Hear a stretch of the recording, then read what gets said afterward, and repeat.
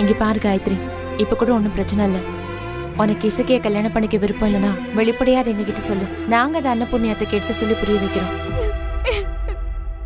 அத்தைக்காக நீ இசைக்கைய கல்யாணம் பண்ணிக்கணும்னு எந்த அவசியமும் இல்லை காயத்ரி. இது உன்னோட வாழ்க்கை, நீ தான் முடிவு பண்ணணும். யாருக்காகவும் உன்னோட வாழ்க்கையை விட்டு கொடுத்துறாத.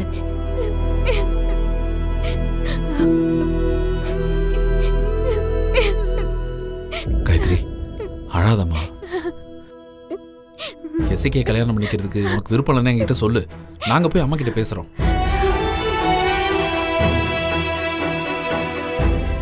காயத்ரி, இங்க பாரு, இது உன் வாழ்க்கை. உன் வாழ்க்கை துணையை நீ தான் தேர்ந்தெடுக்கணும். மற்றவங்களுக்காக உன் வாழ்க்கையை தியாகம் பண்ணினா அப்புறம் கடைசி வரைக்கும் வாழ்க்கையில நிம்மதி இல்லாம போயிடும். நல்லா யோசிச்சு உன் முடிவை சொல்லு.